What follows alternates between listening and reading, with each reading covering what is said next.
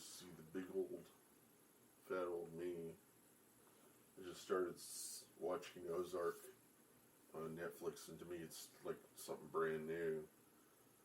Of course, it's good to know that it isn't ongoing, but it's completely done, and I'm just coming into it like a fresh new, like it's something fresh and new. I saw Breaking Bad and I loved it, and but what really attracted me to Breaking Bad, aside from the story, was that it was filmed in my home state, and now here's another story that is similar to Breaking Bad, of course, for obvious reasons. That Breaking Bad, and which was probably inspired by Sopranos and things like that, but Breaking Bad. Whoa. Breaking Bad was filmed in New Mexico, and I'm from New Mexico, and I'm pretty sure I know where they got their inspiration for that, where the inspiration for that show came from was that in White Rock, which is like 10 miles or so from Los Alamos. I was born in Los Alamos, and people who live in White Rock's kind of a desert community, and Los Alamos is up in the hills. And to give you an idea, there is a part of White Rock called Lookout Point, and at the Lookout Point you can actually see all the way pretty much to Taos from White Rock. It's got a breathtaking view, and the Rio Grande runs right by you on the right as you're looking out towards where Taos would be, Espanola, and it's questionable whether or not you can really see to Taos, but I guess and lots of Indian land and whatnot. It's something I really miss about being in New Mexico, is being able to just go out to the edge of town and see all the way to Santa Fe. You can practically from there's Bronca Mesa and what we call North Mesa. I called it Horse Mesa because it's where they keep the horses. Bronca Mesa, you can see. I think you could see it from North Mesa too. You can see the Santa Fe Opera House. It's very small, and you need a camera to kind of zoom up on it, and you can see the road running right by it. And they've added some kind of art to the landscape to try to make it more attractive, because the kind of landscape in New Mexico isn't attractive unless you were born there and you've lived there. And artists who live in Santa Fe or live there because they like the scenery and they like the quiet and the just the feeling for everything that is there. And I don't think I would be as attracted to art or if there was not a Santa Fe, if I had not been near a Santa Fe. If I had lived in Texas, I probably wouldn't have been that driven to art. But maybe Texas is the reason why I'm driven to art, is because Texas is so bland a place, and there's just really nothing better to do whenever and I had the dream position that my stepfather ran a candy company, and so while other kids were dreaming about having access to all the candy and sodas they could ever want, I was dreaming about having access to Quantel paint boxes and Targa graphics boards and things that would permit me to paint pictures and stuff. And now that that stuff is like everywhere, I want something different. I want virtual reality. I want to be able to videotape in virtual reality like I'm doing now. And so you're always reaching out for something that you can't have, and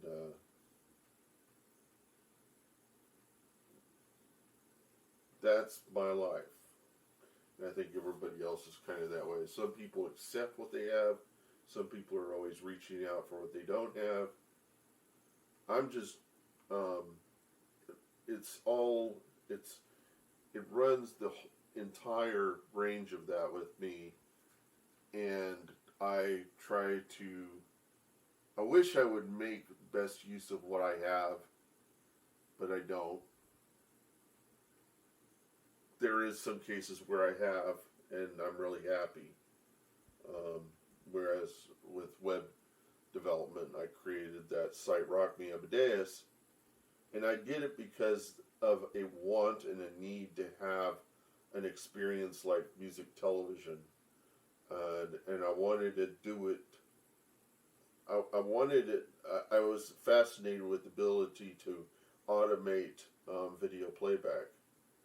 And I've toyed with the idea of doing something more, but it really just hasn't come to the surface. And I'm just having too much fun experiencing technology to really put something out there. I just don't know if anybody ever uses my site, and that would probably drive whether or not I would do something more. People are wanting me to sing, but I'm singing other people's songs, and I've been experimenting with GarageBand on the iPad, and found out recently that you can use loops in the recording process, and I'm thinking about maybe doing some techno based on that. But there's a part of me that's going, there are going to be some people there that can recognize where I'm getting my loops from. And it just seems like, this really isn't answering the question of whether or not there is technology. Is this the technology I would prefer to use to make music with? And no, it's not. It's interesting that that GarageBand comes pretty close, but still, I'm always grasping for something that's not there, The reason why I supported Blender 3D in the late 90s was because it was the only open source, it wasn't open source, it was the only free 3D tool that I could use to make 3D content. And before that, I had been cheated by commercialized 3D modeling animation software that had pulled itself from the board and re-established itself somewhere else, where I would have to spend money and time to try to relearn the whole system. And I said, screw it, I'm going to go to Blender 3D, not because Blender 3D is better or anything like that, but because it's new and it's something that I've never seen before, and it's free, and simply because it's free is why I'm going to take it and learn it and love it. And I'm going to try to see how much of it will match the success of what I was able to do with the commercialized 3D software. And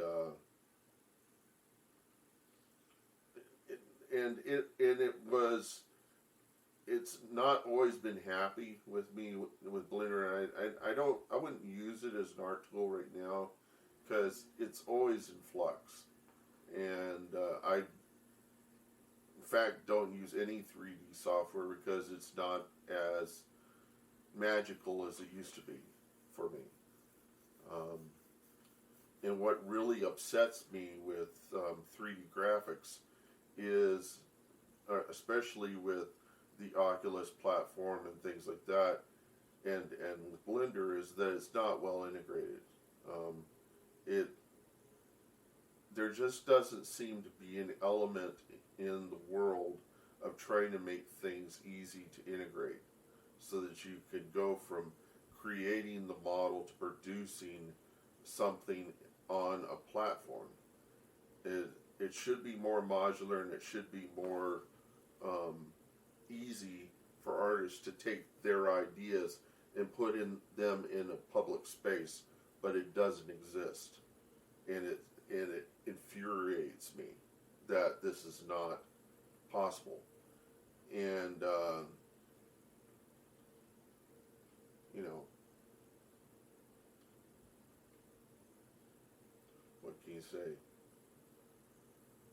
Those are the things that infuriate me is that technology is not accessible to people, and it not accessible to artists enough to be able to put their ideas into a place. And even for money, there isn't anything that exists that's good enough. And there's no reason for it. Though the only reason why I believe that it doesn't exist is because people are well, the artists are unaware. The people who create the software don't give a shit about the artists. They don't, and the artists don't have the money to really buy into good software. And the technology is viewed by the public as being scary. They're scared of technology. And I'm scared of learning anything that is pointless. Because it seems like there's always some technology that comes along that's done wrong, and people learn it, and it's done wrong in some way or another. One way usually is that it's not going to be there forever. It's not going to be released in open source. It's not going to be developed in open source. It's going to be developed badly in open source. It's there's nobody's going to bring together the money to develop good software. There's not going to be any software developers that work for free, because to them they see that as kind of, forfeiting their lives. I mean, where is the gallantry in being able to produce better software, or produce software that should be there? I liken open source, free, good software to be the equivalent to giving a musician a trumpet. It doesn't take any fantastic trumpet, it just has to be a trumpet there for a trumpeter, or a trombone for a trombonist. And you have your own voice, and if you can sing, you should be able to play any kind of instrument with your voice. You shouldn't have to use a keyboard in order to make music. And whereas people trying to simplify and make things accessible to children, which is what Alan Kay was trying to do at Xerox PARC. That was what drove him to create that environment. He wrote Smalltalk, to give you an idea. And Smalltalk is what Java was inspired by. The reason why Java, I believe, was created was to make it possible to sell software that was designed like in the Smalltalk environment. Because it was an environment. It wasn't a language. It was a language, but it was also an operating system. It was an operating environment. It permitted you to create an entire system, an entire schema of data and functions connected to each other. kind of like a modular analog synthesizer, but a digital mock-up of bunches of stuff connected to each other that you interacted with, and if something was wrong with the mechanism of that, you know, it's like creating a machine and getting to see it working. And if it's not working precisely, you go in and you fix the thing that's not working, and you can do it, and you can do it and test it in the same environment. And you don't go through a compiling phase. It's all interpretive. It's all interactive. And Alan Kay created that, and he created it to make learning easier. He wanted instructors and teachers to. He wanted teachers to be able to talk with their students in real time and express their ideas in a form that is interactive. So, and he gives examples of that, you know, like how to express the difference between hot and cold air. You know, it's just the cold air, of course, is the atoms are just shaking, and they're shaking, but they're not moving.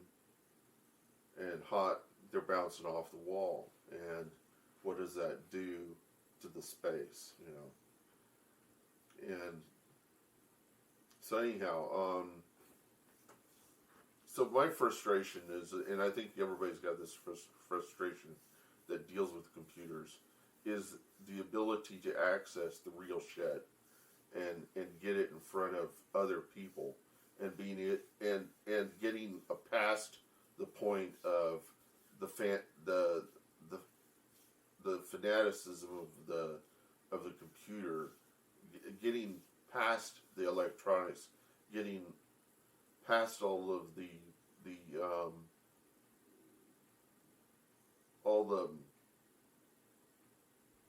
gee wow I'm using a computer phase, to getting to presenting ideas like I am now. And I put up a video and somebody says, this is interesting, this guy is singing. And somebody said, this guy is singing. It's like he's putting up content in VR 180 for no reason at all. And I said, well, there is a reason. It's that it should be accessible, so much so that it loses that it just is, you know. I'm trying to exploit using the format so that people can see what you get with the format, and stop going, wow, this is, you know, I can see everywhere. I can see his underwear on the ground. I can see all that, you know. It's here.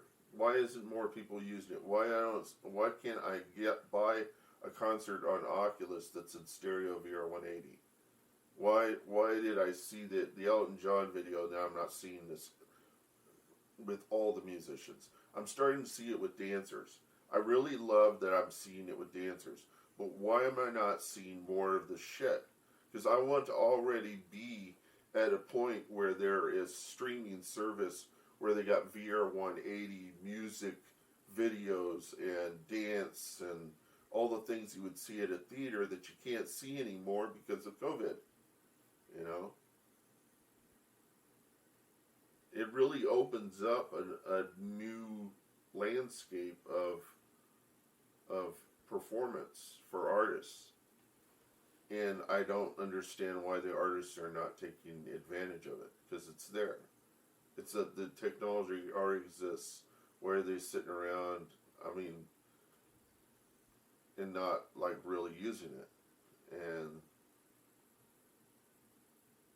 the only reason I'm using it is just to point out that any idiot could use it. anyone can use it. It's not that hard.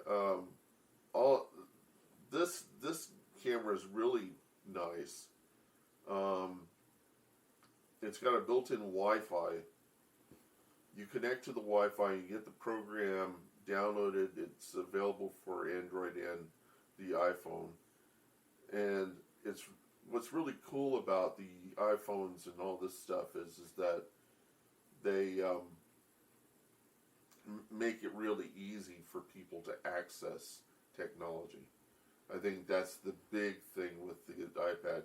First, it was just the fancy, the idea of being able to touch a screen and interact with content, and then it became all the junk that they put into these tablets to make it so that people can experience new kinds of technology, new kinds of applications, you know. And when you talk about stuff like this, you can't really give people good examples of applications. And I can, you know, Frax, the real-time Mandelbrot set generator on the iPad is a good example. There used to be this pan video. I think it's still there. It's a pan camera that you pan around, and it takes a bunch of pictures, then it stitches them all together. That was, I mean, every month or so, somebody's going to come out with something on the iPad that turns everybody's turns everybody on their ear, and they go, "Wow, you know, this is something that's just going to make things so much easier," you know. And this is another example of that, and it's just an interface to this camera, so I can sit there and see what I look like. I can look around the room and see if everything is visible. And people wondered how movies like Avatar got created. It was because of these devices that made Avatar possible. They just took an LCD screen and associated it with a mocap device, and the director, I forgot what his name, even though I used to know somebody at Digital Domain. Dang it, what's his name? Anyhow, that all he did is take an LCD. I mean, I completely figured it out. You know, it's a no-brainer now for a lot of people. But I mean, at the time, I was going, okay, you just take a mocap, one of those ping pong ball things, and you stick it to a screen, and you can move around in space. And they got all these cameras set up on the set to try to figure out where you are in three-dimensional space. And if you can do that precisely, if you had like an accelerometer in there and a compass like this iPad, you could all you need is something to figure out where you're at, and then you can set up your shots. They can do that with the Oculus Quest. You know, there's already a program that can do that, but why isn't there more of those programs to allow people to set up 3D shots and do stuff like that? But you know, it's just a matter of people getting access to the technology, and this is great. You know, be able to zoom in and all that, zoom out. What this video was really going to be about was about me playing PlanetSide 2, and the reason why I play PlanetSide 2. And really, what I should talk about is why I don't create art, and why I play PlanetSide 2 all the time. And it really comes down to what is there about art that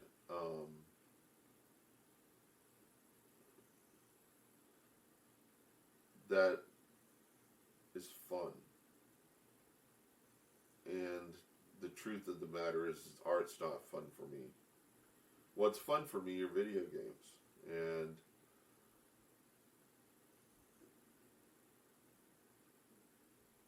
it's really because I'm a man. If I was a woman, I'd probably be making art. Because I'm a man, I'm attracted to aggressive, battle-oriented type content, and so art isn't quite as attractive to me as playing a battlefront type game. And women probably wouldn't understand that. Maybe they would. It would be the ones that play video games could understand it. It's always the feeling of getting back at the other people. But you get back at the other guys in a different way every time. There's always a different way of playing the game. And there's our art within that. So it's the art of battle. Even though I would never want to be in a war, I would never advocate people to go to war. I think it's, and why am I talking in this format that is pretentious? You know, why am I talking? I'm just trying to be presentable. Okay, just not be presentable in form. I'm trying to, you know you're being pretentious whenever you start using words that you don't really know what it means, you know.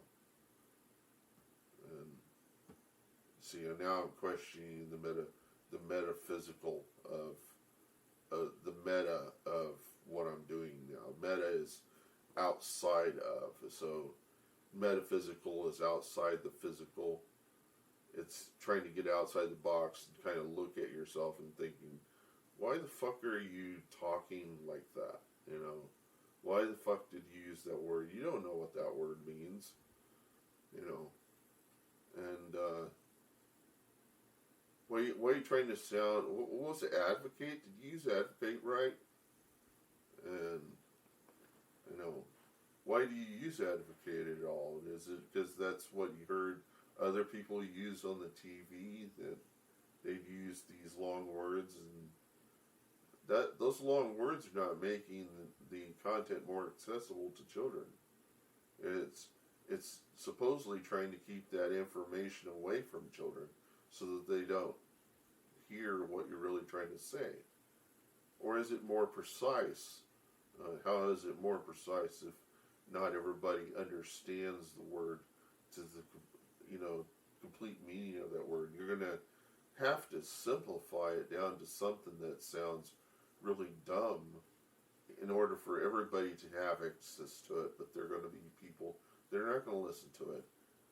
And why should we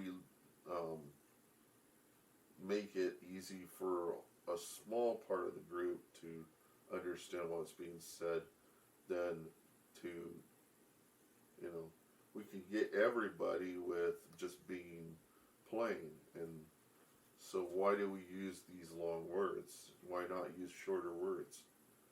I mean, why use shorthand in order to simplify the what's being said? I think the people that probably communicate best are the ones who have children. I don't have children. I have to be the child in order to understand that I'm making things too big, you know, making things too long. Because the children are just trying to get access to the world. And they're able to see things. They're able to question, why am I wasting my time with this? Okay, or sometimes they're not feeling like time is even limited. You know, they have all the time in the world. They have the time to sit down and listen to everything. But some of them are not really going to waste their time in the way others would, other children would. It was easy for me to waste a lot of time when I was young because I didn't really have anything better to do.